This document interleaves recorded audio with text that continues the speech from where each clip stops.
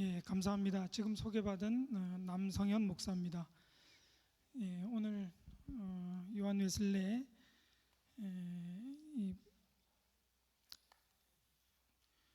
회심 기념 연합성회 및 사경에 저를 강사로 초빙해 주셔서 감사를 드리고요. 예, 요거 좀 잠깐 강의 좀 준비하겠습니다. 예, 준비한 게 좀 있어서.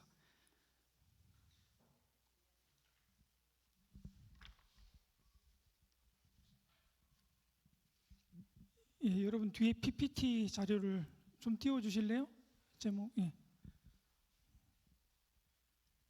PPT를 준비하다 보니까 PPT 양이 좀 많아졌습니다. 한 30장 정도가 되는데 시간은 1시간이고 예? 예.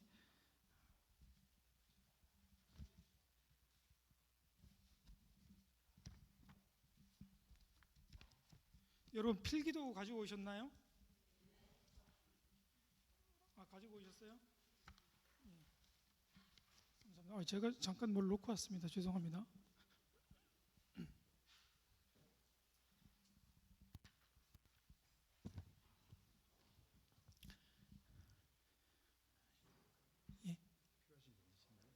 없습니다. 예, 괜찮습니다. 예.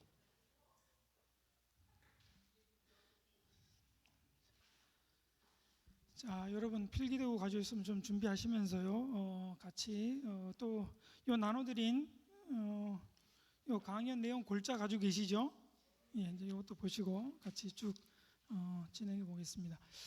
존 웨슬레, 예, 1703년에 태어나서 1791년에 세상을 떠나신 우리 감리교 운동의 창시자이기도 하고 또 노방전도 대가이시며 여러분 잘 모르겠지만 동방신학을 이 요한 웨슬레가 이제 부활을 시킵니다.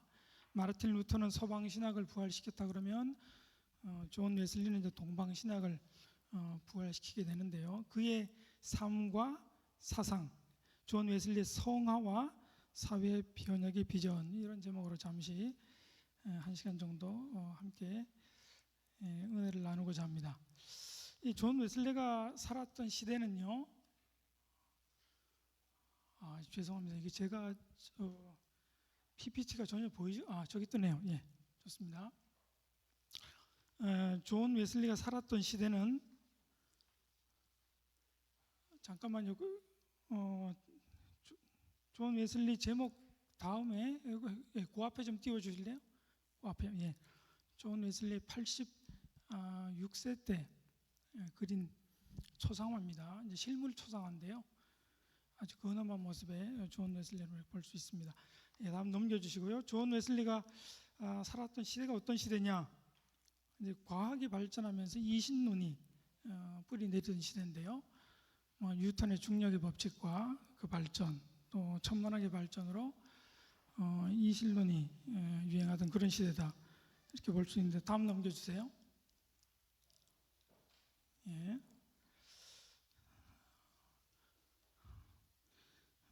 이신론 여러분 뭔지 잘 모르시죠? 이신론 이제 이 온 세상이 시계 태엽처럼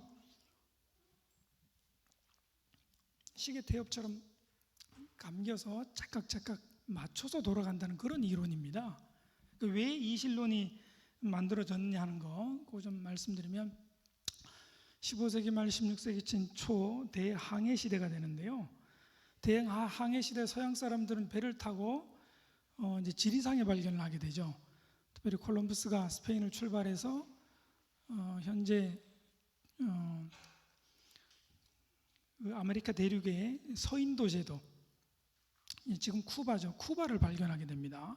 그 전에는 이 바다가 평평하다고 생각해서 계속 가면 떨어진다고 생각을 했죠. 근데 콜럼버스가 스페인에서 배를 타고 계속 가도 떨어지지가 않고 이제 서인도 제도를 발견하고 또 아메리카 대륙이 있다는 걸 발견했고요. 얼마 지나지 않아서 마젤란이 다시 스페인에서 출발해서 남아메리카를 돌아서 태평양을 돌아서 인도양 또 남아메리카를 찍고 영국으로 다시 스페인으로 다시 돌아오게 되죠. 이렇게 해서 마젤란의 세계 일주를 통해서 드디어 서양 사람들이 뭘 발견했느냐? 지구가 둥글다는 걸 발견했습니다. 그전에는 지구가 평평하다고 생각했는데요. 그리고 이제 코페르니쿠스가 이제 1543년 지동설 이론을 처음에 내놓았죠. 우주의 중심은 지구가 아니라 태양이다 하는 것을 이제 발견했고요. 지구는 달궤도 중심이고 태양계 중심은 지구가 아니라 태양이며 태양을 중심으로 해서 지구가 궤도를 돌고 있다 하는 것을 이제 발견을 합니다. 근데 점점 좀 고민이 더 깊어지게 됩니다. 서양 사람들의 고민이. 그럼 지구가 동그랗고 지구가 태양 주변을 돌고 있으면은 그럼 이 세계는 도대체 어떻게 되는 것이냐? 전에는 지구 중심의 세계관을 가지고 있다가 이제는 그게 아니구나 하는 새로운 자각을 하게 되고요. 그 유명한 뉴턴이 이제 만류인력의 법칙을 발견하게 되죠. 사과가 사과나무에서 떨어지는데 지구는 동그랗고 동그란 지구에서 바닷물도 떨어지지 않고 사과도 밖으로 떨어지지 않고 전부 어디로 떨어져요? 지구 중심을 향해서 다 떨어지는 겁니다. 밑으로 떨어지지 않고 지구 중심을 향해서 떨어지는 만류인력의 발견. 그리고 이제 정확하게 전체 움직임을 수학으로 계산하게 됩니다. 일식과 월식을 정확하게 계산해야 되고요. 달과 별의 움직임들을 수학으로 정확하게 계산을 해내게 됩니다. 이러면서 이제 서양 사람들이 어떤 생각을 가지느냐?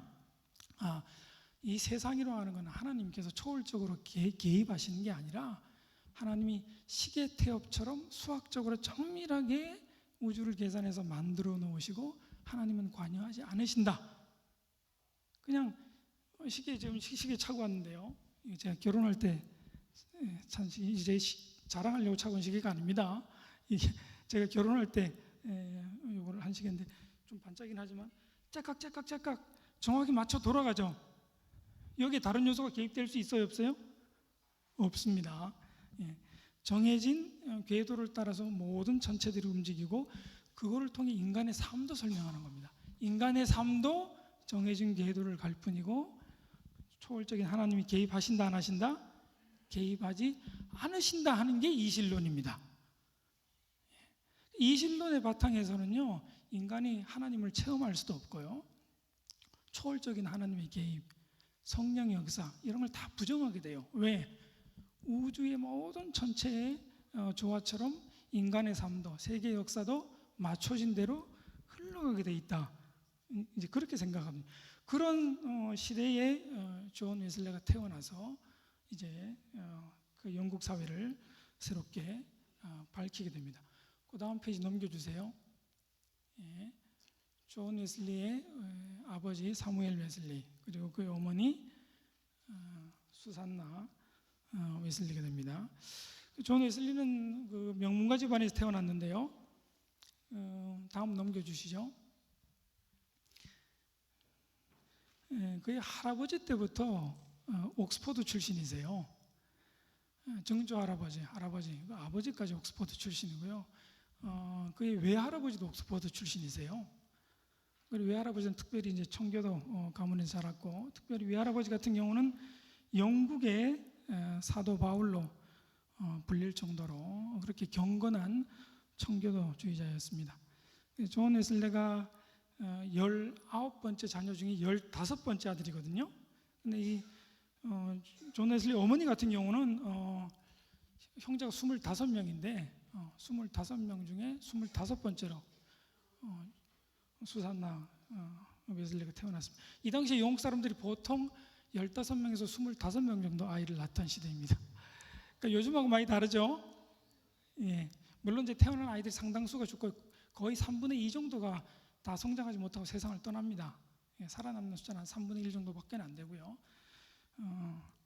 25명을 어떻게 키웠을까 하는 건 잘 상상을 못 하겠는데, 그래서 가정교육을 통해서 보통 집에서 교육받아야 되고요. 학교 가는 경우는 거의 드뭅니다. 집에서 어머니가 가정교육을 통해서 아이들 키워야 되는데, 요한 웨슬레도 어머니 수산나가 집에서 가정교육을 통해서 10살까지 교육을 했고요. 이제 11살 때 사립학교를 들어가서 공부를 하게 됩니다. 그래서 어릴 때부터 어머니한테 청교도 교육을 받고 자랐는데, 그 어머니가 가장 강조했던 게 3가지가 있습니다. 3가지 우상이 있다. 첫 번째는 자기 의지라는 우상, 두 번째는 교만, 세 번째는 세상 사랑. 요 세 가지 우상이 있는데 그 중에서 가장 경계해야 될 우상은 뭐냐? 자기 의지라는 우상이다. 이거를 계속 요한 웨슬리에게 강조를 해줬습니다. 그러니까 요한 웨슬리는 자기가요 뭘 의지적으로 한 게 거의 없어요. 왜? 어릴 때부터 그의 엄마에 의해서 자기 의지의 제거가 참다운 기독교인의 증표다 이렇게 교육을 받았거든요. 그래서 뭐 의지적으로 해서 그 나간 게 없고 감리교 운동도 그가 계획해서 나간 게 아닙니다. 어떻게 하다가 싫었는데 별로 갈 생각이 없는데 진행하다 보니까 감리교 운동이 태동한 거지. 요한 웨슬리가 적극적인 사고방식을 가지고 그렇게 나가면서 감리교 운동을 한 것은 아니다 하는 거 기억해 주시고요. 이 어머니의 청교도 교육이 가장 큰 영향을 미쳤다 이렇게 생각할 수가 있습니다. 그 차터하우스 학교라는 학교에 이제 11살 때 장학생으로 입학을 해서요. 그 명문 사립학교고 지금도 이 학교가 존재하고 있는데 이제 집이 가난했기 때문에 뭐 등록금이 없었는데 장학생으로 6년 장학생으로 선발돼서 차터 학교 하우스를 졸업을 하고서 옥스퍼드에 역시 이제 장학생으로 들어가게 됩니다. 장학생으로 들어가서 쭉 공부를 하고요. 근데 옥스퍼드를 이제 졸업할 당시 그가 경건 서적을 몇 권 접하게 되는데 그 경건 서적을 통해서 그가 영적으로 이 당시 이미 회심을 합니다. 흔히 우리가 알기로는 요한 웨슬리 회심은 올드스게이트 거리에서 회심했다 이렇게 생각하시죠? 근데 이미 22살에 옥스퍼드를 졸업하면서 그가 이미 회심을 해요. 전적으로 내가 하나님을 위해 살겠다는 결단을 하게 되는데요. 그가 그때 회심할 때 그에게 영향을 주었던 몇 가지 중요한 책이 있습니다. 토마스 아켄피스의 그리스도를 본받아라고 하는 책입니다. 그리스도를 본받아. 예, 그 다음 좀 넘겨주실래요?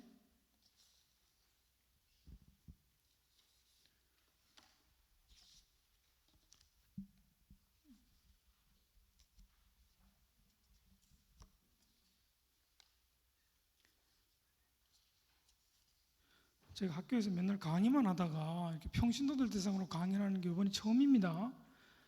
좀 이게 강의할 때는 굉장히 편하게 하는데 여러분들 사경에 제가 강의가 처음인데요.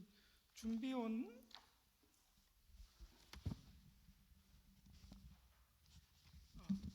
죄송합니다. 찾았습니다. 예. 두 번째 청교도 영성과 영적 훈련인데요. 예. 이 부분인데 토마스 아켄피스 책을 읽고 그가 이제 뭘 배웠느냐? 의지가 순수해야 된다. 이 마음을 하나님께 드리는 게 참된 신앙생활이지 겉모습은 중요하지 않다 하는 것을 배웁니다. 마음의 순수성, 순수한 사랑, 요거를 그가 토마스 아켄피스를 통해서 배우게 되고요. 두 번째 그가 배웠던 거는 제레미 테일러의 거룩한 삶과 거룩한 죽음에 대한 규칙. 책 제목이 규칙이 들어있어요. 그래서 거기서 뭘 배우느냐? 하나님께 내 모든 삶을 드려야 된다. 내 어느 삶의 부분을 드리지 않는다면 그거는 마귀에게 바친 것이다. 그러니까 하나님으로 향하든 마귀로 향하든 둘 중에 하나지 그 중간은 없다. 그거를 그가 또 배우게 되고요. 세 번째로 영향받은 거는 윌리엄 로우의 완전한 그리스도인이라는 책인데요. 윌리엄 로우는 옥스퍼드의 스승이기도 했습니다. 존 웨슬리가 그의 스승으로부터 배웠던 건 뭐냐? 절반의 그리스도인이란 결코 있을 수 없다 하는 것을 배우게 됩니다. 여러분 그 두 번째는 청교도 영성과 영적 훈련 있죠? 예, 거기 한번 써보세요. 뭐라고 쓰시냐면 절반의 그리스도인이란 있을 수 없다. 절반의 그리스도인이란 있을 수 없다 하는 걸 그가 배웁니다.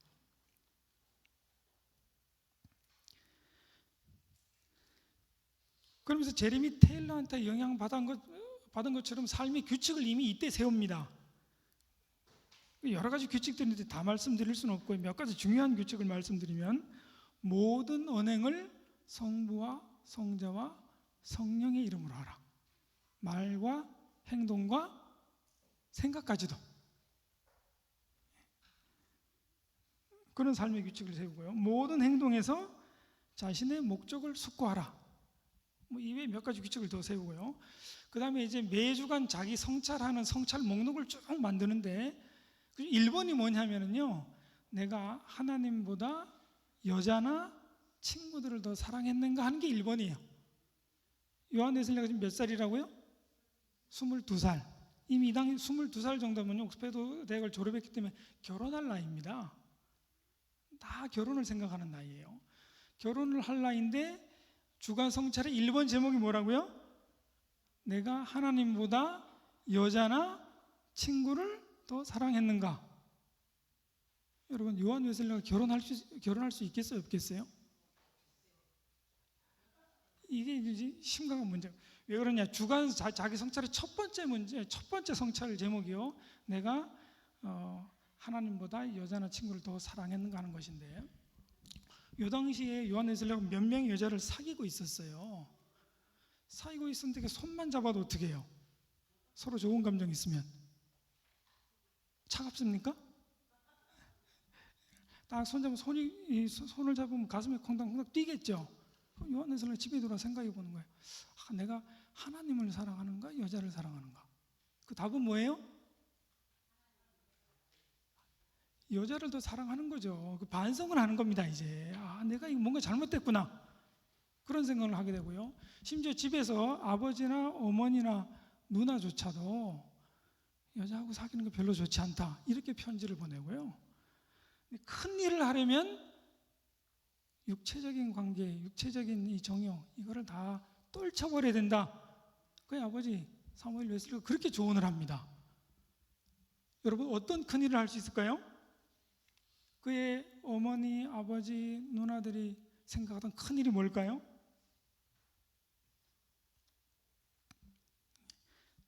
요한 웨슬리가 이때 사실 결혼하고요, 옥스퍼드 교수직을 놓고 갈등을 하고 있었습니다. 근데 이제 옥스퍼드 교수직이 지금하고 달라서요, 옥스퍼드 교수가 되려면 결혼을 하면 안 돼요. 왜 그러냐? 원래 옛날부터 서양의 파리 대학이라든가 그다음에 이태리의 여러 대학들도 마찬가지지만 공부는 누가 하는 겁니까?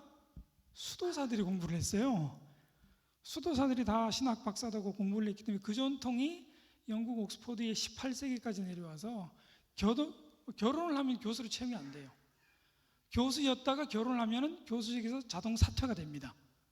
따라서 결혼과 교수직이 양립이 돼야 안 돼요? 양립이 안 돼요. 그러니까 요한 웨슬리도 이때 상당히 고민을 했습니다. 결혼을 해야 될 것이냐, 아니면 옥스퍼드 교수직으로 나가야 될 것이냐. 고민을 한 1년 정도 하는데 마침 1726년에 그가 옥스퍼드의 링컨 대학에 연구교수, 펠로우 연구교수로 그가 채용이 됩니다. 그러니까 연구교수직은 이제 전임 교수는 아니고요. 링컨 대학 같은 경우는 학장이 1명, 전임 교수가 1명 있고 연구교수가 12명 있었거든요. 마침 그 연구교수직 자리가 하나 생겨서 이제 그 연구교수직에 취임하게 됩니다. 그럼 결혼을 하면 돼요, 안 돼요? 결혼을 하면 어떻게 된다 그랬어요? 교수직에서 자동 사퇴가 되는 겁니다. 결국 이제 뭘 택한 거냐? 요한 웨슬리는 그냥 수도자 같이 살아가기로 결정을 한 겁니다. 언제까지? 결혼할 때까지겠죠. 결혼을 언제 할지는 사실은 알 수가 없죠. 이 시점에서는요. 쭉 그가 홀로 이제 살아가게 되는데요. 그가 세웠던 여러 가지 규칙 중에서 또 어떤 규칙이 있냐면은 저녁 9시에 자고 아침 4시에 일어나서 1시간 기도하고 하루에 6시간 성경 보고 기도하고 연구하겠다 하는 그런 규칙을 세웁니다. 이거 굉장히 규칙적으로 요한 웨슬리는 생활하게 됩니다. 또 그가 마음에 뒀던 규칙 중에 하나는 거짓말을 하지 않겠다 하는 규칙. 우리가 살아가면서 거짓말하고 살아가지, 거짓말하지 않고 살아가기 쉽지 않죠? 우리가 사실상 거짓말 많이 합니다. 저만 해도 제 아내가 음식을 만들어주면 사실은 어떨 때 맛이 없을 때가 있어요. 근데 그 맛없다고 할 수 있어요, 없어요? 네. 돼지고기를 볶았는데 굉장히 조금 저한테는 안 맞아요. 제 아내는 좀 태우는 경향이 있습니다. 고기를 왜 태우냐 그러면 뭐 균이 있을까봐 바짝 볶아요. 그래서 좀 그렇게 하지 말고 좀 이렇게 물을 부어서 좀 적당히 이렇게 찌개처럼 하면 어떨까? 늘 제가 제안을 하는데 그런 고기는 고기가 아니라고 제 아내가 그러거든요. 바짝 태워서. 근데 해주는 대로 먹어야지. 그래 늘 그런 고기 요리를 해주면 그냥 사실은 별로 맛이 없는데 지금 말은 뭐라고 해야 돼요? 맛있다고 해야죠. 예. 일종의 이제 화이트 거짓말이 되겠죠, 그죠? 뭐 그런 거짓말부터 시작해서 많은 거짓말들 우리가 하고 살아간다. 요한 웨슬레는 결벽주의적인 그런 성격을 가지고 있었습니다. 예. 여성들과 연애하면서 그 손잡아서 마음이 두근두근거리를 놓고서 이거는 하나님보다 여자를 더 사랑하는 거다 이렇게 생각하는 사람이 우리 중에 있나요, 없나요? 여러분 그렇게 생각 안 하시죠? 예, 연애와 결혼 다 통과하시면서 지금 가정 꾸리시고 대부분 살아가실 텐데 남편과 아내에 대한 사랑, 그 마음이 두근거림이 있다고 그래서 그거를 하나님보다 내가 남편을 더 사랑한다, 아내를 더 사랑한다 이렇게 생각하지는 않잖아요. 근데 요한 웨슬레는 철저한 완벽주의자입니다. 왜 이제 그런 성격이냐? 어머니한테 받은 청교도 교육이 있었고요. 그가 읽었던 경건 서적이 그에게 영향을 주었던 겁니다. 될성 싶은 떡잎부터 벌써 다르죠. 뭐가 될 인물들은 떡잎부터 다릅니다. 예. 저는 공부를 4세기, 6세기 수도원을 공부를 했는데 수도원을 공부하면서 이렇게 보니까 결혼 안 하고 살아가는 게 맞더라고요. 근데 제가 결혼한 다음에 수도원 공부를 시작했습니다. 근데 결혼한 다음에 수도원 공부를 하는데 이렇게 보니까 결혼 안 하는 게 맞아요. 그렇다고 결혼을 물릴 수 있어요, 없어요? 또 물릴 수는 없죠. 왜? 이미 결혼하고 가정을 꾸렸고 가정에 대한 책임이 있으니까. 근데 공부를 하면 할수록 수도주의 영성에서는 결혼 안 하는 게 옳다 하는 것을 제가 알게 되었고요. 요한 웨슬레 제가 공감합니다. 예. 홀로 살아가는 독신주의자, 수도자였어요. 사실상 우리처럼 가정을 꾸리고 그렇게 살아가는 그런 인물이 아닙니다. 뭐 여성들이 얽힌 이야기가 재밌는 이야기들이 많이 있는데 뭐 그걸 지금 여기 다 할 수는 없고 어쨌든 간에 그가 1726년 23살의 나이로 옥스퍼드 링컨 대학의 연구 교수. 대단하죠? 이 집안이 천재 집안입니다. 정조 할아버지부터 옥스퍼드를 나왔기 때문에요. 이 당시에 대학을 간다는 것 자체가 불가능했고 거의 대를 이어서 4대째 지금 옥스퍼드고 처음으로 지금 그 집안에서 존 웨슬레가 옥스퍼드 교수가 됐는데요. 자, 근데 이 당시 옥스퍼드 연구 교수 제도는 좀 특이해서요. 강의를 하고 싶으면 하는 거고 말고 싶으면 마는 거고. 옥스퍼드를 떠나서 다른 데로 여행을 가도 됩니다. 다른 데서 몇 년 살아도 계속 연구 교수로서의 급여가 계속 지급이 돼요. 잠시 옥스퍼드를 떠나서 2년 정도 아버지 목회를 도와주게 됩니다. 아버지 목회를 도와주는데 아버지 목회를 도와준다고 해도 연구 교수직은 유지가 되는 겁니다. 자, 이건 언제 연구 교수직은 내려놓는다고요? 결혼하면 연구 교수직 내려놓는 거예요. 제도가 특이하죠. 예. 그러니까 이게 이제 뭘 말해주냐면요, 옥스퍼드 교수의 권위를 말해주는 겁니다. 한 번 교수는 죽을 때까지 교수하는 거예요. 뭐 하지 않는 이상? 결혼하지 않는 이상. 왜? 12세기부터 600년 전부터 전통이 그래요. 서양 전통이. 공부는 누가 하는 거다? 수도사가 하는 거다 하는 전통이 영국까지 남아있던 겁니다. 예. 그러니 존 웨슬레도 결혼할 생각 아예 포기하고요. 그냥 목회에 전념하게 됩니다. 이런 상황들은 우리하고 잘 맞지가 않습니다. 현대를 살아가는 우리와 맞지가 않는데 그 당시 하나님께서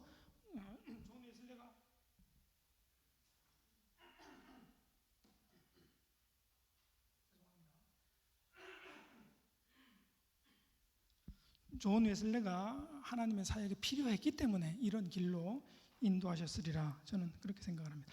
아버지 목회를 2년 정도 도와주다가 다시 옥스퍼드로 돌아왔어요. 근데 이 집안이 얼마나 똑똑한지 동생 찰스 웨슬레도 옥스퍼드 학생으로 들어왔네요. 근데 이제 찰스 웨슬레가 그 사이에 뭘 시작했냐면 소위 홀리 클럽이라는 거를 시작을 했습니다. 주건 목사님 그냥 알아서 넘겨주셔야 될 것 같아요. 예, 제가 PPT를 볼 시간이 없습니다. 그냥 알아서 넘겨주세요. 예, 감사합니다.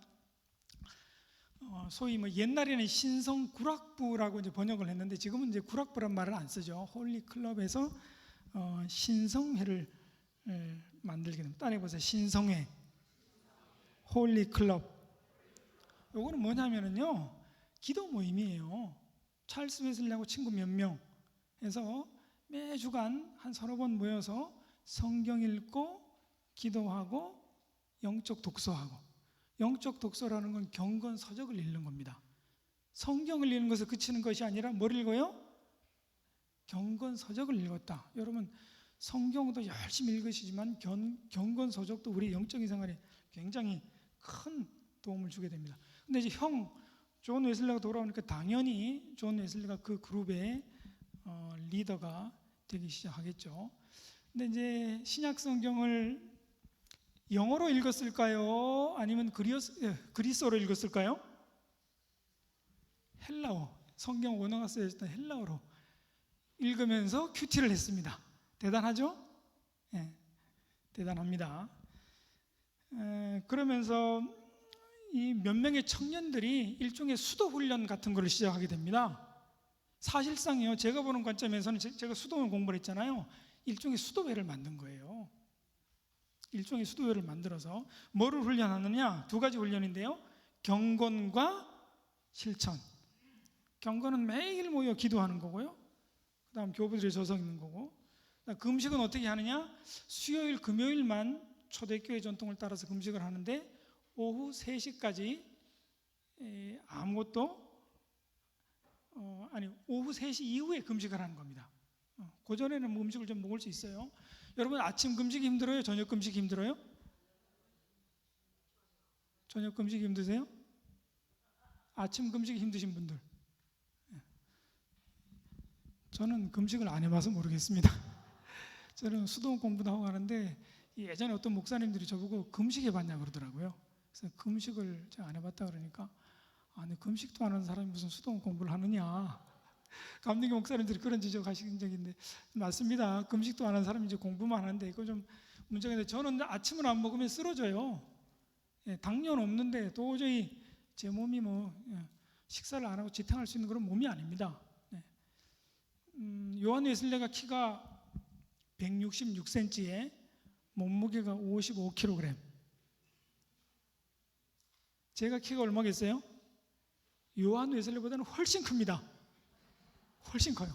168, 2cm나 제가 큽니다. 요한 웨슬리 몸무게 55kg. 저는 무려 59kg. 요한 웨슬리 굉장히 건강했던 것 같아요.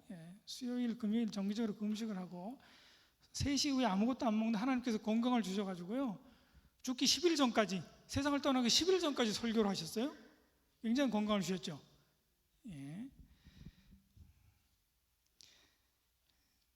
존 웨슬리가 뭐라고 말하느냐? 아무도 규칙 없이는 좋은 그리스도인이 될 수 없다. 따라 하십시오. 아무도 규칙 없이는 좋은 그리스도인이 될 수 없다. 그래서 규칙이 뭘 말하느냐? 규칙이 은혜의 수단입니다. 은혜의 수단. 우리가 하는 새벽 기도 있죠? 수요 예배 있죠? 또 금요 속회 있죠? 또 여러 가지 교회 모임들이 있죠? 그런 것들도 일종의 은혜의 수단입니다. 새벽 기도 자체가 우리를 구원으로 이끄는 건 아니에요. 그러나 새벽 기도란 은혜의 수단을 통해서 성령께서 역사하시죠.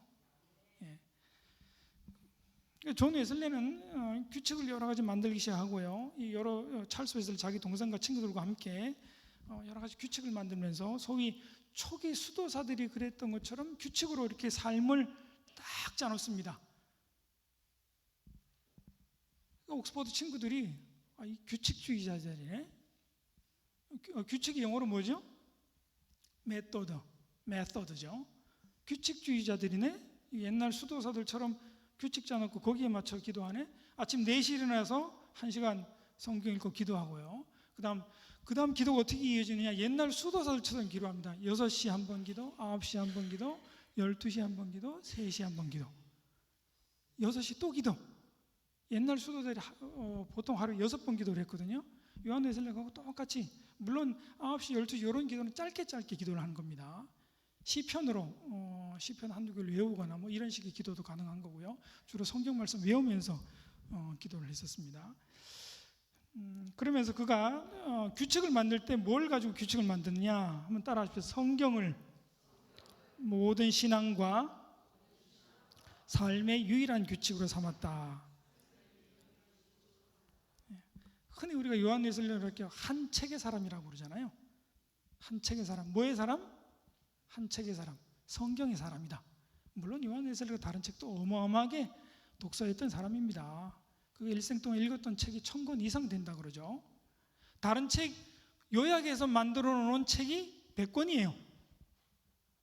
요한 웨슬리 얼마나 성경 외에 다른 책을 많이 읽었냐면요, 경건서적, 사회과학 서적들 많이 읽었냐면 그런 책들 읽고 요한 웨슬리가 정리해 놓은 게 있거든요. 자, 그게 몇 권이다? 그게 100권입니다. 그러니까 이제 한 책의 사람인 건 분명합니다. 그건 삶의 규칙을 삼을 때 성경 가지고 삼았지만 그러나 다른 책도 그가 많이 읽었습니다. 그럼 또 동시에 경건훈련 외에 뭘 했느냐? 실천을 하게 되는데요. 실천은 가장 기본이 되는 구절이 뭐냐? 마태복음 25장 35절 이하의 구절입니다. 여러분, 마태복음 25장 35절 이하에서 예수님께서 뭐라고 말씀하시느냐?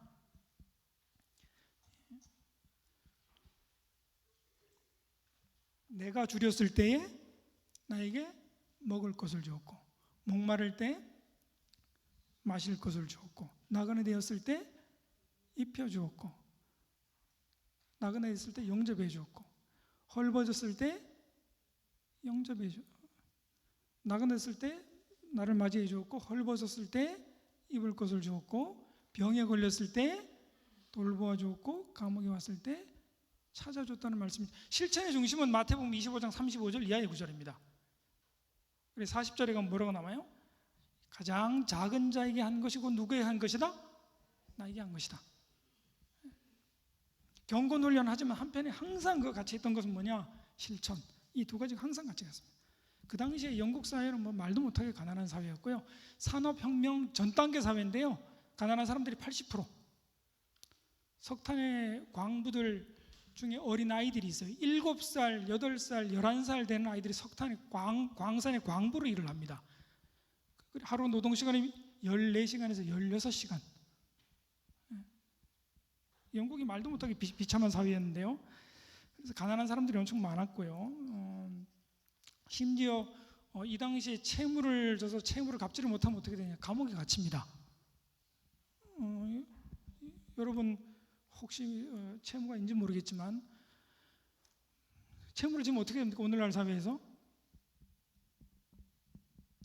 만약에 채무가 많은데 채무를 갚지 못하면 어떻게 돼요?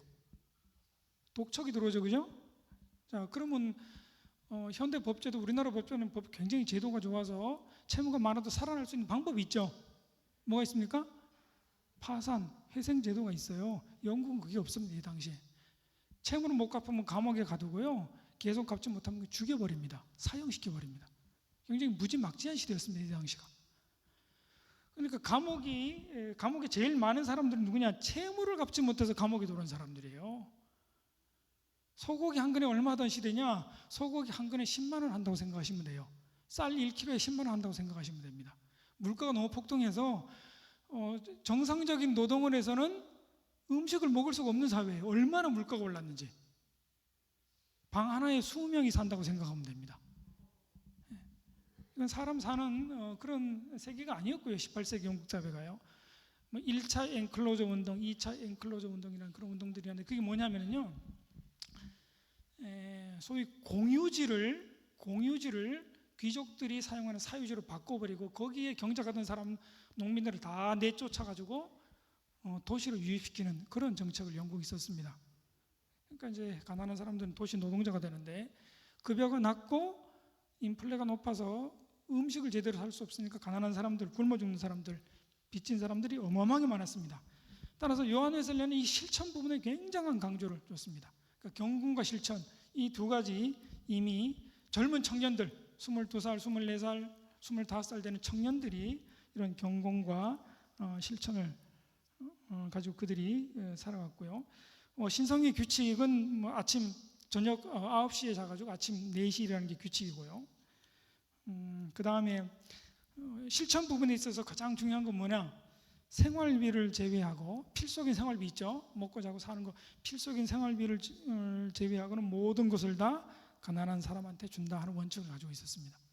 이건 사실상 초기 수도주의하고 똑같아요. 4세기, 5세기 수도자들 보면요, 자기 삶에 필요한 거 그것만 딱 빼놓고 모든 거를 다 어떻게 하면 가난한 사람이 나눠줍니다. 오거스틴도 그랬고요. 바실리오스라고 초기 수도자가 있는데 이 동방신학 서적들을 요한예술가 많이 읽었거든요. 그러다 보니까 동방신학에 나오는 그런 규범들을 그대로 따라했습니다. 그래서 요한 웨슬리 이때 세웠던 중요한 원칙이 하나가 있죠. 가능한 한 많이 벌고. 여러분 이건 아시죠? 가능한 한 많이 벌고. 한번 따라하세요. 가능한 한 많이 벌고, 가능한 한 많이 저축하고, 가능한 한 많이 주라. 이거 많이 들어보셨죠? 이쪽에 계신 분들은 들어보셨는데 이쪽에 계신 분들은 못 들어보셨어요. 요한 웨슬리 경제 원칙입니다. 가능한 한 많이 벌고, 가능한 한 뭐하고? 저축하고, 가능한 한 많이 주라. 근데 우리는 어떻습니까? 아무리 벌어도 부족하죠. 우리는 아무리 벌어도 부족해요. 오늘날 사회는. 요한 웨슬리 경제 원칙. 이게 왜 그러냐면 그 당시 영국 사회가 너무나 피폐하고 힘든 사회였기 때문에 그렇습니다. 옥스포드의 교수를 하면서 신성의 활동을 하다가 그가 다짐을 하고 소위 적극적 사고방식 같은 거죠. 그런 사고방식으로 내가 한번 뭔가를 한번 해보겠다 해서 자기가 처음으로 강력하게 추진한 일이 있습니다. 조지아 선교사 가는 거. 그 당시 영국령 식민지였던 아메리카 대륙에 조지아 선교사로 가는 건 이건 자기가 자원합니다. 가서 내가 인디언들에게 선교하겠다. 훌륭한 야만인들을 만나서 내가 그들을 전도하겠다는 꿈을 가지고 조지아 선교사로 그가 자원해서 찰스 웨슬레 그 친구들 몇 명하고 함께 그가 조지아 선교사로 가게 됩니다. 그 다음 넘겨주세요. 근데 이제 이 조지아 선교사로 파송받으면서부터 그가 여러 가지 충격을 경험하게 되는데요. 첫 번째는 그 배 안에서 겪었던 충격입니다. 그 당시 그가 타고 갔던 배가 약 120명 정도 타고 갔던 배인데요. 영국인이 80명이 있었고 그 배 안에 모라비아 교도라고요. 독일 헤르누트 지방에 근거지를 두고 있던 독일 신성한 경건주의자들이 타고 있었어요. 그걸 모라비아 교도들이라고 부릅니다. 한번 따라해 보세요. 모라비아 교도들. 예, 독일 경건주의자들인데요. 이 사람들이 한 20명 타고 있었어요. 근데 폭풍이 한 번, 두 번, 세 번 이렇게 몰아치는데 세 번째 폭풍이 제일 셌다 그래요. 얼마나 폭풍이 센지 폭풍에 돛대가 부러지고요. 파도가 배보다 더 높이면서 요한에서 파도를 맞고 쓰러지고 그 정도로 파도가 세서 요한에슬레는 죽음의 공포를 느꼈습니다. 그런데 모라비아 교도들은 평안히 저쪽에서 찬송을 부르고 기도를 하는 거예요. 그러니까 요한에슬레가 너무 충격을 받았습니다. 아니 죽게 생겼는데 어떻게 저렇게 평안할 수 있을까? 그래서 예배가 끝난 후에 요한에슬레가 모라비아 교도들한테 가서 질문을 합니다. 당신들 두렵지 않나요? 요한에슬레는 죽을까 봐 두려웠거든요. 여러분 두려움 인생에서 겪은 적 있으시죠? 두려움 겪은 적 없으세요? 공황장애 증상. 두려움이 심하면 뭔 증상으로 발전해요? 공황장애 증상으로 이제 발전합니다. 이 공황장애라는 게 별게 아니고 그 두려움이 증폭이 되면서 죽을 것 같다는 그런 느낌이 드는 거죠. 그래서 뭐 엘리베이터 안에 갇혀 있으면 굉장히 힘들고 창문 열고 뛰어내리기도 하고 그런 증상들이 나타납니다. 요한 웨슬리가 두려움에 사로잡혀 있었는데 이 모라비아 교도들은 두려워하지 않았거든요.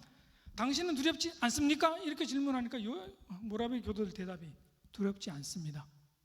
우리는 하나님께 감사할 뿐입니다. 당신들 중에 여자들과 어린 아이들도 있는데 그 아이들 여자들 두려워하지 않습니까? 똑같은 답이 나왔습니다. 여자들도 아이들도 죽는 것이 두렵지 않습니다. 여러분 하늘나라 가기 원하시죠? 그러나 빨리 죽고 싶지는 않으시죠? 우리가 하늘나라 가기 원해도 빨리 죽고 싶어 하지는 않습니다. 어떻게든 여기서 더 살려고 그러죠. 오늘 제가 택시를 타고 오다가 택시 기사님이 힘들어 하시더라고요. 당신 어머니가 98세래요. 20년간 당신이 모셨는데 제가 효자세요. 그랬더니 저보고 제가 효자가 아니고요. 할 수 없어 모시는 겁니다. 솔직하게 저한테 대답을 하시더라고요. 너무 힘드신 거예요, 이분이. 병원에 몇 번 가셔서 병원에서 금방 임종 면회하시라, 금방 돌아가실 것 같다고 근데 계속 살아나오신대요. 그래서 조금 전에 하면서 병원에 전화가 왔어요. 임종 면회 예약을 했는데요, 취소합니다 하는 전화야, 간호원이. 왜? 건강이 좋아지셔가지고 다 집으로 돌아가셔야 된대요, 조만간에. 그러니까 이분이 한숨을 내시더라고요. 참, 제가 그걸 보면서, 야, 이게 하나님이 부르실 때 하나님 나라 가는 것도 큰 복이죠. 예, 적당한 나이에 우리가 빨리 갔으면 좋겠습니다, 저는. 예. 요한 웨슬리처럼 건강 누리다가요, 설교를 죽기 10일 전까지 설교하다 세상을 떠났거든요. 요한 웨슬리는 거의 병치레를 한 적이 없습니다. 뭐 이렇게 몇 번 아파서 누운 적은 있지만 큰 병치레를 한 적이 없고요. 이 모라베 교도조가의 만남에서 그가 충격을 받았던 건 두려움의 문제인데요. 저는 이걸 이해할 수 있습니다. 왜 이해할 수 있냐면 제가 대한민국 교수 중에서 저같이 학교에서 많은 징계를 받은 교수가 없어요. 제가 징계를 몇 번 받았냐면요, 감봉, 직위해제, 해임, 1차 재임용 거부, 2차 재임용 거부, 면직 해서 6번 징계를 받았는데, 제가 볼 때는 잘 정확히는 모르지만 아마 대한민국 교수 중에 신기록일 겁니다. 3년 동안 6번 징계를 받았습니다. 예, 3년 동안 6번. 그럼 뭔 잘못을 했냐? 이제 방학 중 해외여행 한 것이 시발이 돼서. 그런데 제 아내와 가족이 몬트리올에 지금 살고 있거든요. 캐나다 몬트리올에. 2011년에 제가 대학교에서 해외 방문 사업 선정이 돼서 이제 공부하러 나가면서 몬트리올 대학 교수하고 공동 연구를 진행했는데, 그때 이제 아내하고 가족들이 다 같이 나갔어요. 그러면서 1년 뒤에 저만 돌아오고 지금 가족들은 거기 살고 있는데, 그 방학 때마다 제가 나갈 거 아니에요. 근데 학교 측에서 방학 중 여행 제한 규정을 20일 제한, 30일 제한 뭐 이런 규정을 만들어 놨어요. 근데 제가 30일 넘게 갔다 왔거든요. 이제 그거 가지고 이제 징계를 시작을 한 겁니다. 지금 다 취소돼서 학교로 다시 복직은 됐습니다만, 제가 이제 이걸 통과하면서 두려움을 제가 느낀 적이 있어요.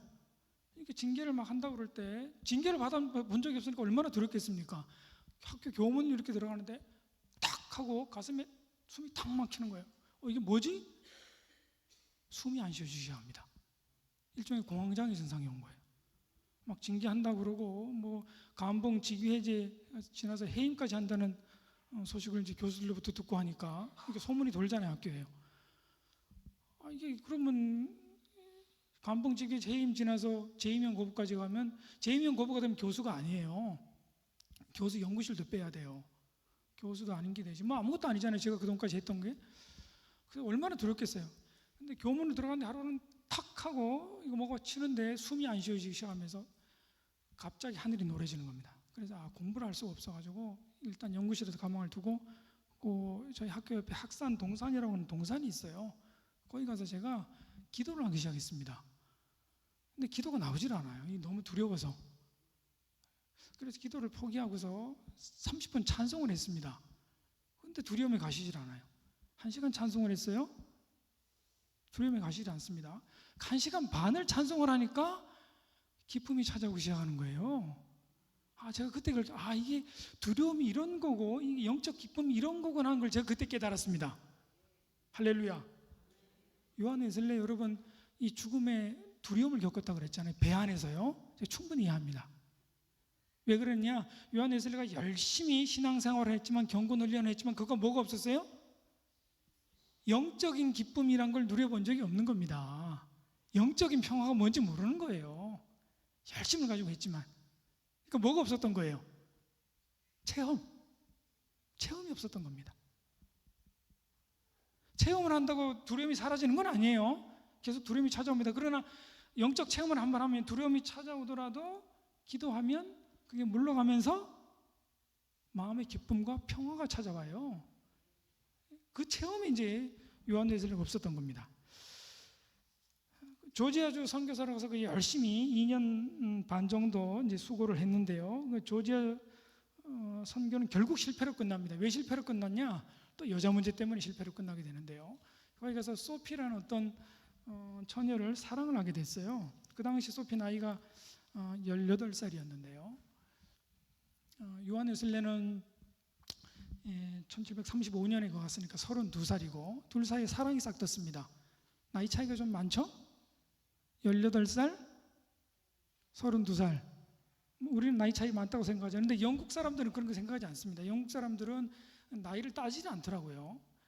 그래서 둘 사이에 사랑이 싹 텄어요. 그런데 이제 문제가 뭐냐? 요한 웨슬레 규칙 중에 하나가 뭐가 있습니까? 1번 규칙. 하나님보다 여자를 더 사랑하는 게 1번 규칙. 그 결혼하려면 뭘 해야 돼요? 프로포즈를 해야 되잖아요. 당신 나하고 결혼해 줄래? 이 말을 해야 되죠. 당시 영국 사회는 이 말을 해야지 결혼이 되는 겁니다. 근데 그 말을 안 하고 있으면 어떻게 돼요? 그럼 여자가 다른 데로 가버려요.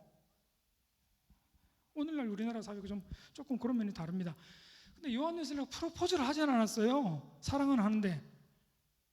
그러니까 소피가 화가 나서 다른 남자하고 결혼해 버렸습니다. 그러니까 요한 웨슬레가 충격을 받았어요. 충격을 받고 소피가 와서 성만찬 받으러 왔는데 이 당시 영국 국교의 규정에 따르면 성만찬 받으려면 일주일 전에 예약을 해야 돼요. 일주일 전에 신청을 해야 됩니다. 교회법을 따르면. 일주일 전에 성만찬 신청을 안 했다는 이유로 성만찬을 주지를 않았고 쫓아버렸어요. 이게 이제 문제가 된 겁니다. 이게. 소피의 삼촌이 누구냐? 그 당시 조지아주의 행정 최고 책임자. 고소를 해버렸네, 법정에. 명예훼손으로 고발을 당했습니다. 그러니까 오늘날 우리나라 명예훼손 하면 뭐 벌금 100만 원, 300만 원밖에 안 나오죠. 근데 이 당시 영국 법에 따르면 명예훼손이 최고 벌금 1000파운드. 당시 요한 웨슬레가 받던 옥스포드 급료가요 20에서 80파운드밖에 안 돼요. 1파운드를 한 100만 원 정도로 계산할 수 있습니다. 오늘날 금액으로 따지면요. 옥스포드 교수로 최고 금액을 받던 게 이제 80파운드, 한 8천만 원 정도인데 명예훼손으로 만약에 죄가 확정되면 최고 얼마? 10억. 1000파운드는 10억이잖아요. 요한 웨슬레에게 너무 또 두려움에 사라졌죠. 이거 내가 만약에 명예훼손 재판에 걸려서 재판 진행돼서 내가 만약에 명예훼손 유죄로 판결하면 어떻게 되냐? 감당할 수 있어요, 없어요? 밤에 몰래 배를 타고 도망을 칩니다. 영국으로 다시 돌아와요. 조지아주 선교는 어떻게 되어버렸어요? 실패. 아주 치욕적이죠. 옥스포드 교수가 명예훼손으로 고발당해가지고 고발의 죄목은 뭐예요? 결혼한 부인을 성만찬에서 제외했다는 게 그 죄목입니다. 이게 얼마나 수치스럽습니까? 몰래 배를 타고 도망을 왔어요.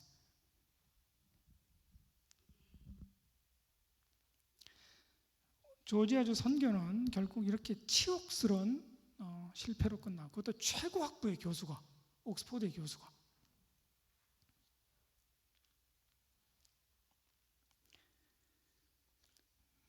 여러분 거기 우리 강의 앉아 기호에 보면 웨슬레 체험과 성화사상 있죠?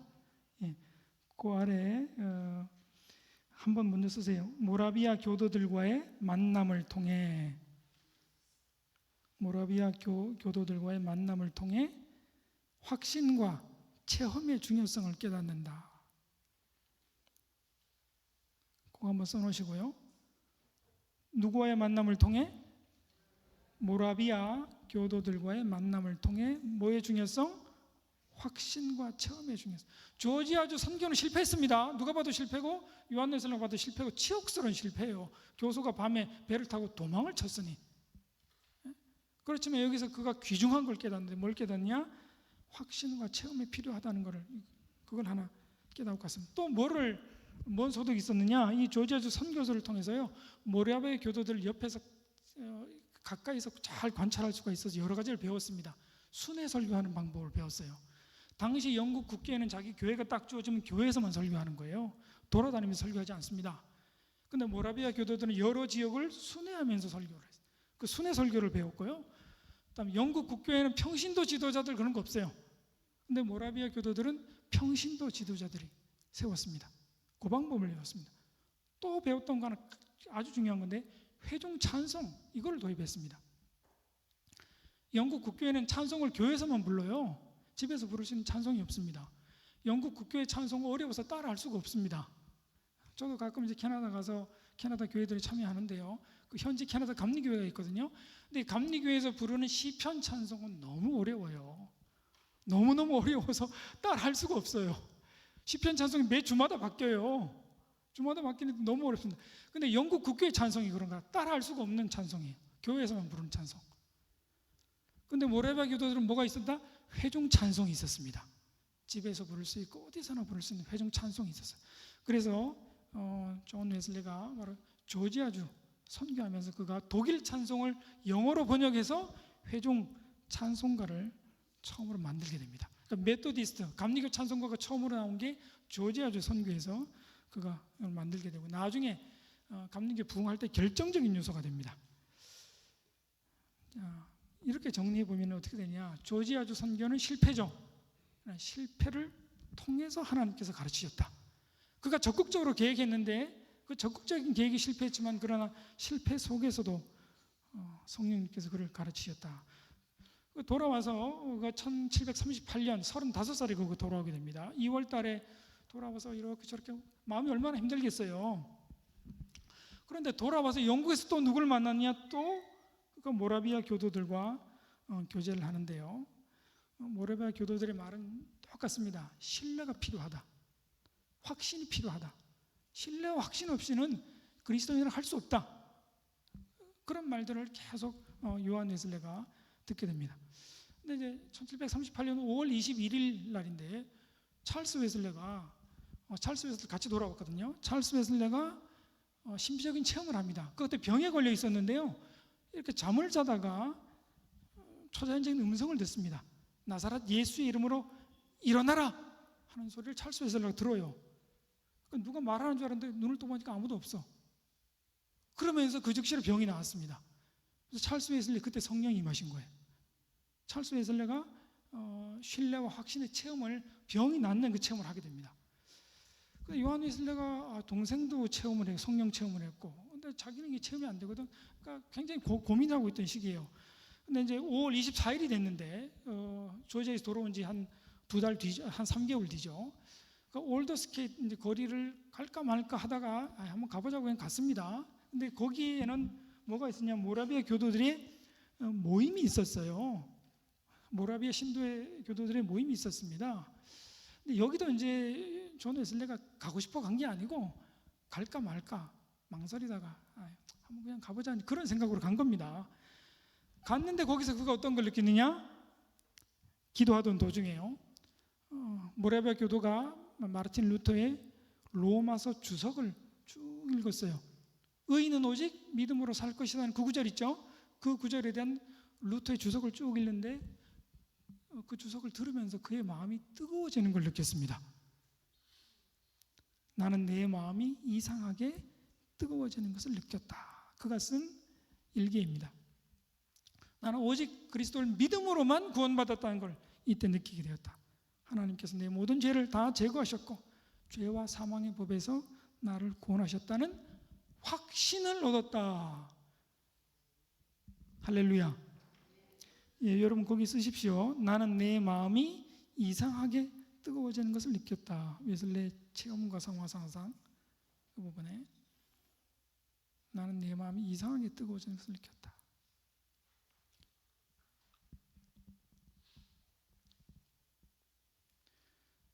여러분 마음이 뜨거워지는 경험이 있으시죠? 새벽 기도하시다가 부흥성에 참여하시다가 금요철에 하시다가 우리 그런 체험이 있어야 됩니다. 그런 체험 없어도 하나님께서는 우리를 구원하실 겁니다. 구원은 하나님이 주권이니까. 그러나 그런 체험이 있어야 하나님 살아계신 걸 알아요. 그 증거가 되는 겁니다. 성령께서 우리 마음에 일종의 도장을 찍어주시는 거예요. 도장을 콱 찍어주시면 어떻게 돼요? 내 영혼에 그 도장이 찍기 때문에 성령께서 내주하시면 내가 확신이 생깁니다. 그 확신이 다음날 좀 줄어들 수도 있어요. 그러나 기도하면 그 확신이 다시 살아납니다. 다시 평화 기쁨이 찾아와요. 두려움이 완전히 사라지는 건 아니지만, 그러나 성령 체험이 한 번에 있으면요, 기도하고 내가 경건 생활하면 성령께서 떠나지 않으시고 나를 평화와 기쁨으로 채워주세요. 성령 내주의 증거는 뭐냐? 평화와 기쁨이 성령 내주의 증거입니다. 두려움이 완전히 사라지는 건 아니지만 두려움이 줄어들고요, 평화와 기쁨으로 우리를 채워주게 되세요. 그때 사무엘 웨슬리, 그 아버지가 뭐라고 편지를 썼느냐? 체험적 신앙이야말로 기독교의 증거다, 그렇게 편지를 썼고요. 그 어머니 수산나도 성령께서 비추어 주시면, 옛날 이제 신학적 용어로 하면 조명입니다. 성령께서 마음으로 쫙 비추어 주시는 거예요. 다른 말로 하면 인상을 찍어 주시는 거예요. 도장 찍듯이 성령께서 비추어 주시며 바로 그때 그 신자의 영혼은 평화와 기쁨을 가득 체험하게 된다. 여러분이 평화와 기쁨에 대한 얘기는 제가 3년을 이렇게 징계를 받으면서 3년 딱 걸렸거든요. 학교 복귀하기 전까지요. 근데 제가 얼마나 영적으로 많이 싸웠겠습니까? 다른 사람들 얘기는 저한테 그러더라고요. 남겨서 그러지 말고 적당한 선에서 마무리 짓고 학교로 돌아와야지. 그러다 암 걸려 그러더라고요. 3년 재판하면 암 걸린다 그러더라고요. 제가 3년 동안 징계 6번 받으면서 크고 작은 재판들을 하게 되잖아요. 재판을 20개를 했습니다. 20개. 변호사도 없이. 변호사를 쓸 재정적 여유가 안 돼서요. 재판 20개 변호사 쓰면 어떻게 돼요? 학교를 나오는 게 낫지 차라리. 예. 비용이 어마어마합니다. 예. 저 혼자 진행을 하는데 하나님께서 기쁨도 주시고 평화도 주시고 지혜도 주시고, 예. 그렇게 해서 그걸 통과했는데요. 이 기쁨과 평화라는 단어가 제가 뭔지 확실히 깨달았습니다. 그러니까 요한 웨슬리가 이때 마음이 뜨거워지는 걸 느꼈다 그러는데, 그 뜨거워지면서 그가 기쁨과 평화를 느꼈던 겁니다. 조지아주 선교 실패 치욕, 옥스퍼드 교수로서 그 치욕, 밤에 몰래 도망쳐 나왔다는, 이 얼마나 부끄러운 일입니까? 맞서지도 못하고. 명예훼손으로 고발하면 변호사 써서 막아야 될 거 아니에요? 그걸 막지도 못하고 도망왔으니, 밤에 야반 도주를 했으니 얼마나 창피한 일이에요. 요한 웨슬리가 굉장한 고통과 번민 속에 있다가 드디어 뭘 느끼기 시작한 거예요? 평화와 기쁨을 느끼기 시작한 겁니다. 그리고 나서 몇 개월 뒤에 이제 뭐가 시작되느냐? 부흥운동의 물결이 드디어 시작됩니다. 그러니까 올드스케이 체험이 1738년 5월 24일인데요. 6개월 뒤인 1939년 1월 1일 드디어 성령 강림의 체험을 하게 됩니다. 요한 웨슬리 계속해서 모라비아 교도들과의 교제를 계속했고요. 모라비아 교도들과 함께 뭘 만들었냐? 페터레인 신도회라는 걸 만들었어요. 요한 웨슬리는 영국 국교회의 목사였습니다. 영국 국교회 성공의 사제인 거예요. 성공의 사제면서도 따로 교회 밖에서 모임을 갖는 겁니다. 그 모임을 뭐라고 불렀느냐? 소사이어티, 신도회라고 불렀습니다. 페터레인 신도회는 요한 웨슬리와 함께 모라비아 교도들이 같이 만든 그런 신도회인데요. 1939년 1월 1일 이 페터레인 신도회에 가서 새벽 3시까지 기도를 하는데, 그때 엄청난 성령의 역사가 임하시게 됩니다. 웨슬리와 동료들은 성령의 충만함을 체험하고요. 심지어 어떤 일들이 일어났냐?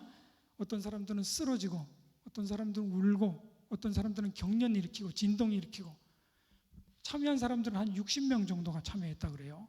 이 모임에서 성령의 강력한 현현이 바로 나타났던 것입니다. 여러분, 예루살렘 마가의 다락방에 나타난 오순절 성령 강림 사건 우리 기억하고 있죠? 예. 그때 어땠습니까? 혀에 뿔 같은 것이 머리에 나타나서 사람들이 있었고, 자기가 모르는 방언으로 말을 했다 그랬어요. 주변 유대인들은 비난을 했죠. 저 사람들이 뭐에 취했다? 세술에 취했다. 그런 역사가 이 페터레인 신도에서 바로 일어났던 것. 근데 재밌는 사실은요, 올더스케이 체험한 게 이제 5월 24일이고 성령 강림, 집단적으로 성령 강림을 체험하는 것이 불과 7개월 뒤인 1739년 1월 1일입니다. 근데 1월 1일 그 성령 체험 이후에 어떤 일들이 벌어지냐? 요한 웨슬리한테 신의 은사가 나타나요. 기도만 하면 귀신 들린 자 귀신이 떠나고 질병이 낫습니다. 요한 웨슬리는 신사거든요. 옥스퍼드 교수가 뭐 큰 소리 질러서 그렇게 설교하고 기도하겠어요? 그냥 조용조용 기도하는 신사입니다. 설교도 조용조용 하시는 분이에요. 근데 기도만 하면 어떤 기적이 일어나냐? 질병이 치유되는 그런 기적이 일어납니다. 런던에 부유한 한 상인의 아들이 정신병에 걸려가지고 폐인이 됐습니다. 그래서 존 웨슬리를 초청해서 기도해달라고 그랬더니 기도 몇 번 하니까 그 아이를 괴롭히던 마귀가 떠나가고 이 아이가 정상적인 정신으로 돌아왔습니다. 또 어떤 한 여인은 페트로인 신도에 출석을 했는데 심한 우울증을 앓으면서 죽음의 공포를 느꼈습니다. 우울증 앓는 분들이 흔히 자살로 생을 마감하죠. 왜 그렇습니까? 이 공포 때문에 그렇거든요. 두려워요. 두려움이 꽉 사로잡고 있습니다. 우울증은. 근데 요한 웨슬리가 기도해 주니까 그 두려움의 영이 떠나면서 깨끗하게 치유가 되고 기쁨과 평화가 그 여인에게 찾아오게 되었습니다. 이런 일들이 드디어 일어나게 됩니다. 근데 이 당시에 조지 휘필드라는 존 웨슬리의 동역자이기도 하고요. 미국에서 주로 활동하던 분인데 이분이 조지 휘필드가 영국에 들어와서 야외 집회를 하고 있었어요. 야외 집회했던 이유는 뭐냐면 미국에 고아원을 세워야 되는데 고아원을 세울 기금을 마련하러 부흥 집회를 했던 겁니다. 근데 야외 집회를 하면서 돌아다니는데 이제 적당히 하고 그가 다른 지역으로 가야 되고 또 모금을 해서 미국으로 돌아가야 될 시점이 됐거든요. 그래서 존 웨슬리한테 뭘 부탁했느냐? 내가 하던 브리스톨에 와서 야외 집회 좀 해라. 나는 브리스톨에 더 이상 있을 수가 없다. 좀 와라. 그렇게 요청을 했는데요.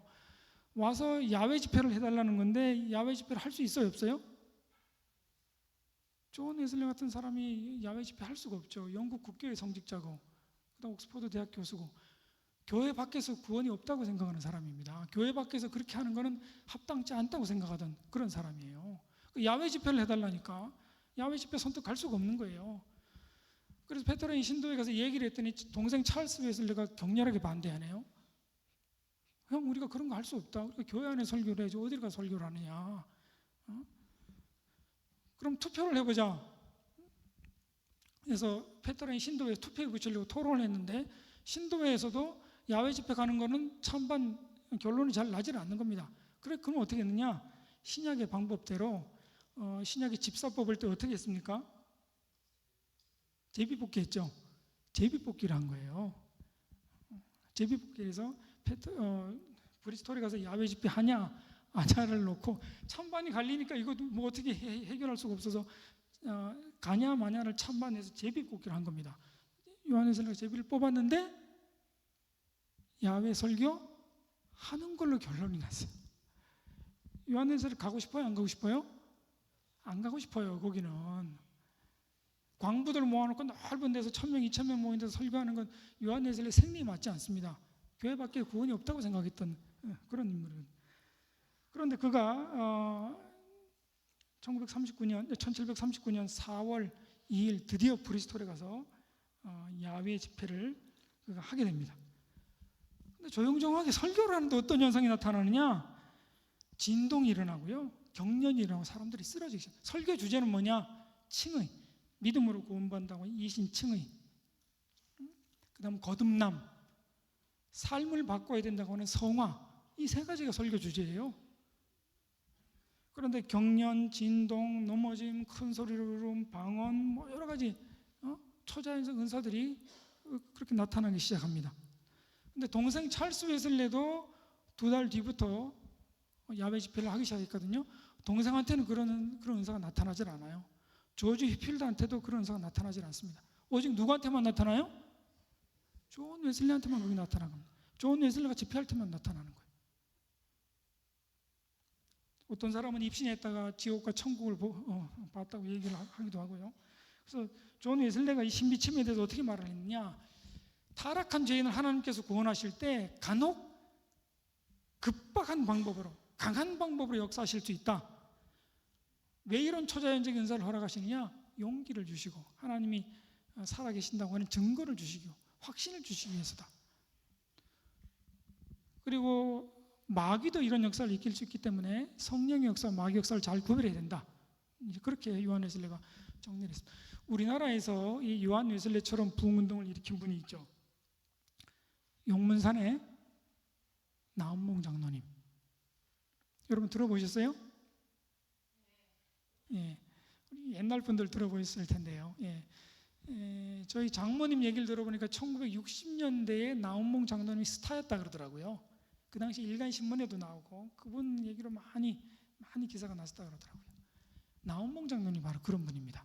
근데 이제 장로교 쪽에서 워낙 핍박을 많이 해서 나훈몽을 이단으로 만들어봤는데, 제가 공부를 해보니까 나훈몽은 결코 이단이 아니고요, 진짜 깨끗하신 분입니다. 제가 논문도 2편 쓴 게 있습니다. 나훈몽에 대해서 아주 깨끗하신 분이고 요한 웨슬리와 상당히 유사해요.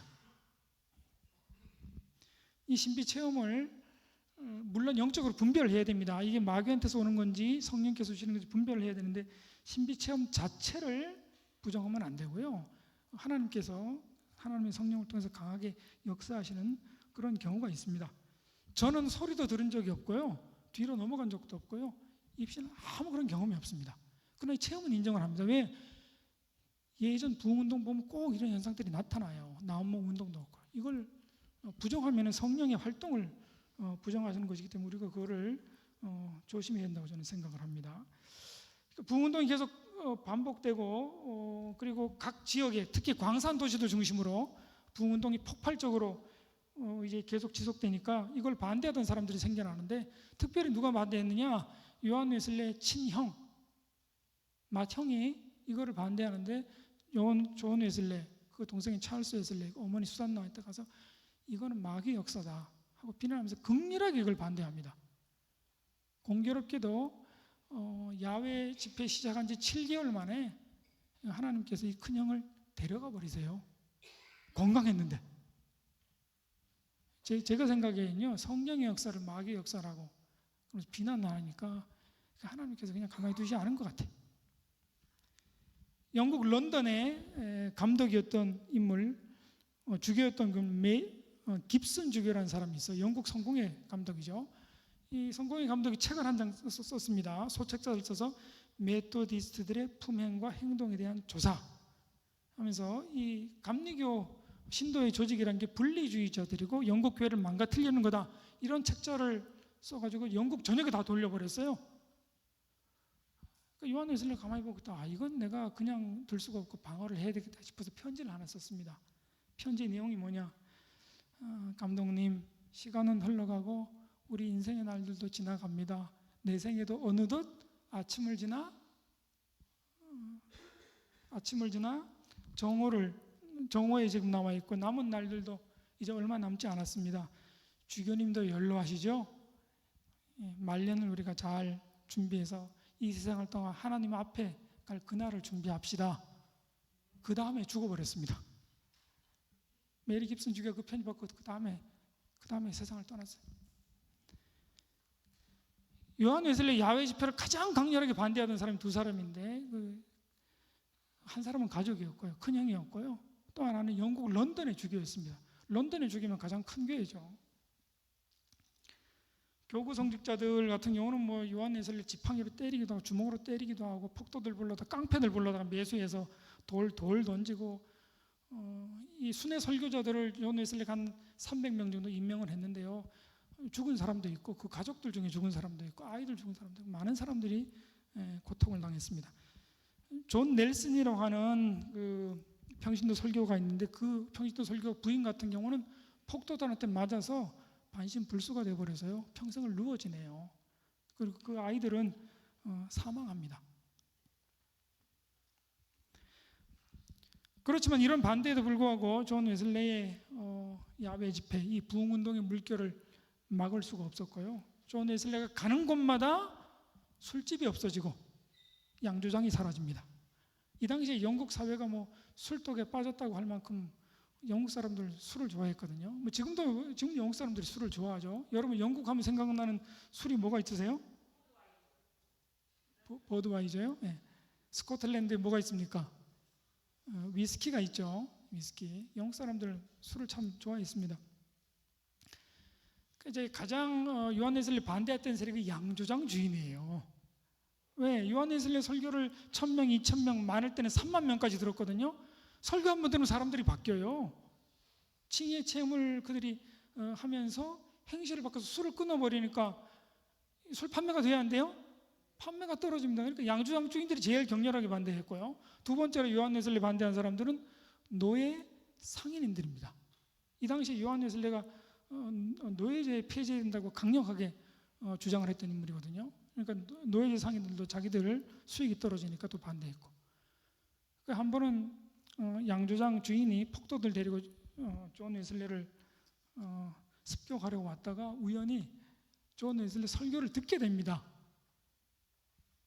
그리고 그가 회심을 하고 양조장 문을 닫아버리고 자기 양조장에 존 웨슬레를 초대해서 거기서 설교하도록 주선을 해요. 할렐루야. 여러분, 영국 사회가 어떻게 바뀌겠습니까? 브리스톨, 맨체스터 이런 데는요, 옛날부터 공업 도시고요. 특별히 브리스톨은 광산 도시였습니다. 광부들이 많았던 도시고 굉장히 험하고 거친 그런 곳이죠. 저도 어릴 때 이제 광산에서 자랐는데, 제가 고향이 태백이거든요. 태백은 이제 광산 도시죠. 지금은 광산이 없습니다만, 근데 제 어릴 때 보면은 왜 그렇게 싸우는지. 근데 이제 부부가 싸우는데도 칼을 들고 싸워요. 좀 심하잖아요. 이제 광산촌이 그런 지역입니다. 1960년대 광산촌은 좀 달랐다 그러더라고요. 그때는 광부가 되려면은 소위 돈을 얹어주고 백을 써서 광부가 되어야 됐을 때, 60년대만 해도요.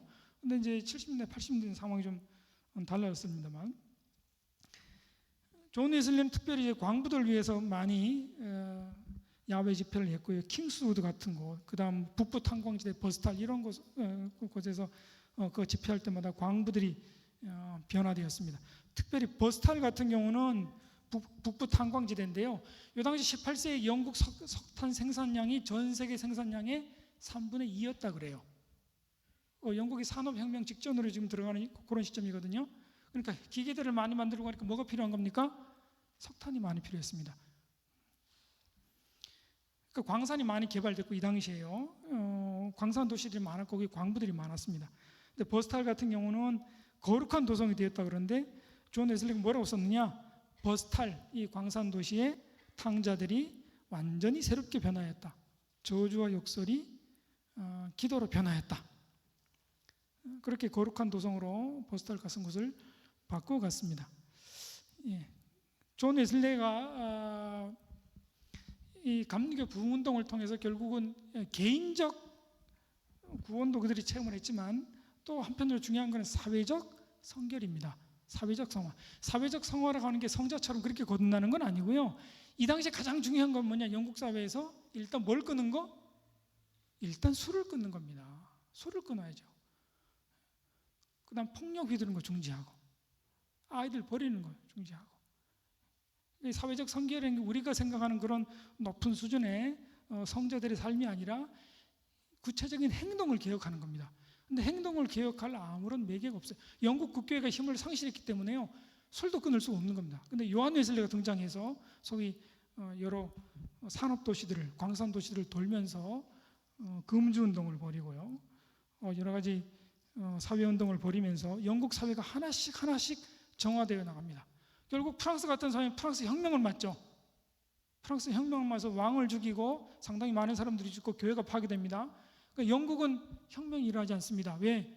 요한 웨슬레의 정신혁명을 통해서 이미 사회가 개조되어 나갔기 때문에 그렇습니다. 그래서 프랑스 역사가 할레비 같은 경우는 뭐라고 얘기했냐? 영국은 요한 웨슬레의 정신혁명으로 프랑스의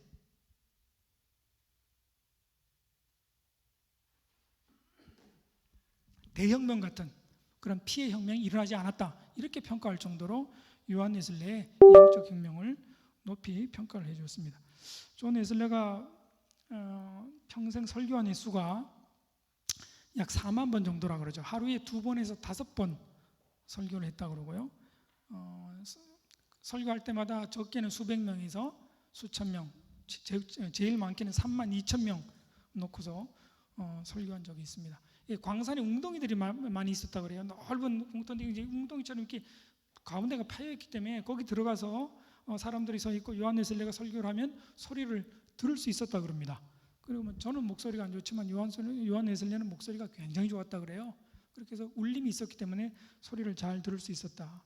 그가 노방전도자로 평생 말을 18피를 갈면서 노방전도를 했는데요, 평균 2년마다 한 번씩 영국하고 아일랜드를 순회를 했다고 그러고요. 말을 타고 그가 다닌 거리는 지구를 7바퀴 반 정도 돌 수 있을 그런 거리였다.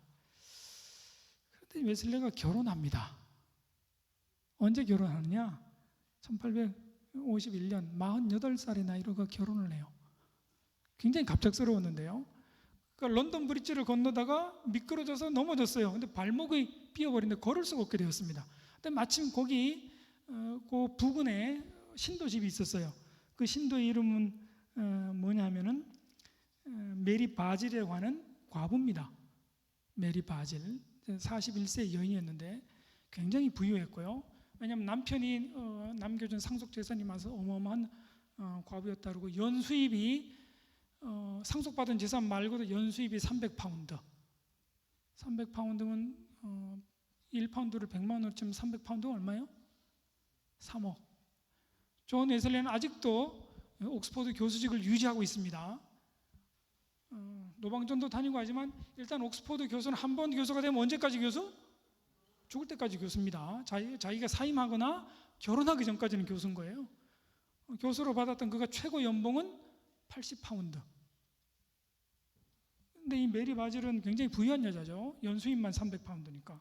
근데 이제 메리 바질이 존 웨슬리를 집으로 모셔다 극진하게 간호를 했는데 거기서 이제 문제가 생긴 겁니다. 간호를 받으면서 따뜻한 마음을 느꼈고 연정을 느꼈던 거래요.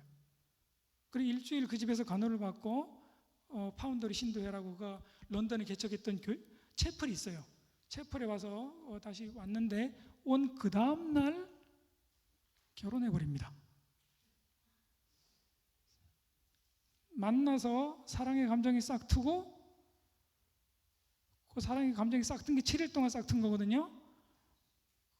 그리고 신도회로 돌아오자마자 다음 날 결혼해서 며칠 만에 결혼한 거예요? 8일 만에 결혼을 했습니다. 근데 이제 원래 요한 웨슬레는 결혼하는 것보다 독신으로 사는 게 낫다고 늘 생각했는데 이 요한 웨슬레 이 당시 생각이 좀 달랐어요. 나이도 48세고 온 영국이 알아주는 유명한 부흥 전도자인데 부흥 전도를 하고 집으로 돌아오면 어떻습니까? 누가 맞아줘요? 맞아주는 사람이 아무도 없어요. 밥은 누가 해줍니까? 자기가 해먹어야 돼. 이 마음에 허전함을 느꼈던 겁니다. 그러던 중에 이제 메리 바질이 아주 따뜻하게 간호를 해주니까 거기에 마음이 끌렸던 거고. 메리 바질이 굉장한 미인이었습니다. 미인에 부유하고. 요한 웨슬리가 보기에는 이 결혼 하나님께서 기뻐하시는 결혼인 것 같아. 그래서 그 일기에 뭐라고 썼느냐? 내가 지금까지 혼인하지 않고 사는 것을 하나님께서 기뻐하셨다면 이제는 혼인해서 사역하는 것을 하나님께서 기뻐하실 것이라. 이렇게 자신 있게 일기에 써놨습니다. 문제는 뭐냐? 메리 바질이 약간 질투가 많고요. 의심이 많아. 이미 감리교 운동이 많이 발전해서 3분 안에 끝내겠습니다. 제가 시계를 좀 미처 보지를 못했습니다. 이미 감리교 운동이 많이 발전해서 여러 지역의 평신도 설교자 있고 특별히 여성 설교자들도 있었습니다. 근데 이 사람들은 편지로 요한 웨슬리한테 보고를 해요. 근데 그 편지 관리를 누구한테 맡겼느냐? 부인한테 맡겼어요. 이게 이제 문제가 된 겁니다. 편지를 열어보니까 어때요? 그러지 않아도 질투가 많은 메리가 봐줄 수가 없는 편지들이 나오는 거예요. 그냥 정상적으로 믿음 안에서 쓴 편지인데 이 부인이 보기에는 어떻습니까? 이게 안 되는 거라. 그리고 집을 떠나 있는 경우가 많고요. 처음에는 요한 웨슬리가 굉장히 편안하게 생각을 했어요. 자기 부인 메리를 데리고 딸들, 전 남편이 난 딸들이 있었거든요. 딸들 데리고 좀 같이 전도여행 하겠다 그랬는데 전도여행을 해보니까 어떻습니까? 부인하고 딸들 데리고 다닐 수 있어요, 없어요? 없어요. 불가능하다는 걸 알았어요. 집에 나가 있는 시간이 많죠? 나가 시간이 많아서 집으로 돌아오는데 받은 편지들을 부인이 보니까 어때요? 예수 그리스도 안에서 사랑과 존경과 이런 걸 표현하지만 메리가 보기에는 그게 용납이 안 되는 거라. 머리채를 하나씩 잡고 이렇게 했더니 이게 쭉 빠져나갑니다. 한 움큼씩 쥐어져 있는 거예요. 한 번은 존 함슨 친구가 요한 웨슬리 집에 와서 보고 있는데 메리의 손에 요한 웨슬리 머리가 한 움큼 쥐어 있고요. 요한 웨슬리가 저 바닥에 쓰러져 있는 거, 죽은 것처럼. 요한 웨슬리 키가 몇 센치라 그랬어요? 166cm. 메리는 체구가 더 커요. 미인이긴 하지만 핥히고 주먹으로 때리고 발로 차고. 요한 웨슬레가 신사인데 그거 뭐 정할 수 있어요, 없어요? 정할 수가 없죠. 맞으면 때리면 맞고 뽑으면 뽑히고. 메리는 결국 집을 나갔습니다. 집을 나갔다가 들어왔다가 반복하다가 1771년에 다시 가출을 했고요. 편지를 보내죠. 내가 다시 들어가도 되겠느냐. 그러니까 요한 웨슬레 답장이 당신이 1000년을 산다고 해도 나한테 저지른 악행을 다 갚을 수는 없을 거다. 그렇게까지 그가 편지를 보냅니다. 이 학자들의 얘기는 이렇습니다. 이게 요 당시 이미 찰스 웨슬레가 결혼하거든요. 동생 찰스 웨슬레가 결혼하는데 결혼하면서 찰스 웨슬레는 순회 전도를 그만두고 브리스톨 그다음에 런던에서 목회하는 걸로 그냥 그 일생을 마감합니다. 그러나 존 웨슬레는 결혼 생활이 불행했기 때문에 오히려 더 훌륭한 전도자로 남을 수 있었다. 그래서 이렇게 쓰기도 합니다. 행복한 결혼은 찰스 웨슬레를 하나님의 일에 절름발이로 만들었지만 존 웨슬레는 결혼 생활이 행복하지 못했기 때문에 오히려 하나님의 일에 더 열심을 할 수 있었다. 만약에 존 웨슬레에게 좋은 아내를 보내주셨다면 존 웨슬레도 하나님의 일에 절름발이가 되었을 것이다. 딱 2분만 더 하겠습니다. 그가 제일 마지막에 남긴 말은 뭐냐 하면은요, 세상에서 제일 좋은 것은 하나님이 우리와 함께 하시는 것이다. 이게 제일 마지막에 남긴 말이라 그래요. 한번 따라합시다. 하나님이 우리와 함께 계시는 거 세상에서 제일 좋은 것이다. 마지막으로 남긴 말이고 여기에서 그가 평화와 기쁨과 행복을 찾았던 겁니다. 제가 가족하고 떨어져 간 게 10년이에요. 제 가족 11년에 가서 12년째네요. 근데 요즘 와서는 떨어져 지는 게 얼마나 편한지 모릅니다. 지난번에 어떤 분이 또 물어보더라고요. 가족하고 떨어지는 게 힘들지 않냐고. 공부하고 기도하니까요 편안합니다. 가족하고 같이 지내면은 방학 때 제가 가잖아요. 공부를 잘 못해요. 기도 생활을 더 틀어집니다. 그래서 존 웨슬레 충분히 이해합니다. 이게 뭐냐 하는 거는 제가 이해하고요. 워낙 크게 쓰신 분이기 때문에 저는 그래도 결혼 생활을 행복합니다. 제 아내하고 가면 굉장히 행복하게 잘 지내는데 존 웨슬레는 세상에 아내 장례식 끝나고 매장한 다음에 그 사실을 알았어요. 존 웨슬레가. 그 정도로 관계가 안 좋았습니다. 오히려 그런 나쁜 부관계를 통해서 하나님께서 그를 더 큰 사역자로 사용하신 것은 거기도 하나님의 섭리가 있지 않나는 그런 생각이 듭니다. 요한 웨슬레 사회의 변혁의 비전인데요. 그가 자유무역 비판했고요. 노예제 비판했습니다. 자유무역은 왜 비판했냐면 이 당시에 영국 사회가 목화를 미국에서 수입하다가 판매하는 그런 일을 했습니다. 그거를 반대를 했고요. 그다음 식료품 가격 상승하고 뭐 독점하고 이런 문제들이 있었고 저임금 문제 그런 것을 적극적으로 반대. 결국 요한 웨슬레는 자유시장 경제를 비판한 겁니다. 자유시장 경제 가만히 두면 어떻게 돼요? 가난한 사람 더 가난해지고 부유한 사람 더 부유해진다는 겁니다. 오늘날의 입장에서 보자면 요한 웨슬레 굉장히 혁명적인 사상을 주장을 했습니다. 그 다음에 사유재산제도를 비판했는데요. 그가 사유재산제도 비판할 때 가졌던 주안점은 뭐냐? 사도행전 4장 32절 말씀입니다. 그들은 한 마음과 한 뜻이 되어서 자기의 것을 자기 것이라고 하지 않고 모든 물건을 통용했다. 사실상 존 웨슬레는요 공유 공동체를 꿈꿨습니다. 신도들이 물건을 함께 통용하는 공유 공동체를 꿈꿨어요. 그래서 뭘 만들었느냐? 영국 감리교 신도회가 만든 게 대출기금, 은행을 만들었어요. 신용기금을 만들어서 거기서 저리로 대출하도록. 그래서 초기에는 1파운드가 대출이 가능했고요. 파운드가 지금 현재 환율로 1파운드가 100만 원 정도거든요. 초기에는 1파운드가 대출이 가능했고 좀 후기로 갈수록 금액을 늘려서 5파운드까지 저리로 확대를 해주었습니다. 왜냐하면 빚을 지면은 감옥에 갇히는 사회이기 때문에 그걸 방지하기 위해서 1파운드에서 5파운드 대출 기금 이걸 말해서 은행까지 운영을 했습니다. 은행은 수익 사업이 목적이 아니라 뭐가 목적이다? 가난한 사람들이 더 큰 불행에 빠지지 않도록 하는 게 그 목적입니다. 또 요한 웨슬리 마지막으로 한 가지 말씀드리면 채식주의자였습니다. 고기를 평생 먹지 않았고요. 알코올을 입에 대지 않았어요. 고기와 술. 그가 평생 건강하게 죽기 10일 전까지 설교할 수 있었던 이유는 그가 하나님께서 그에게 건강을 주셨는데 그 비결은 뭐에 있다? 육식을 금했던 것에 있다 하는 것이 있습니다. 존 웨슬리 그는 하나님의 사람이었고요.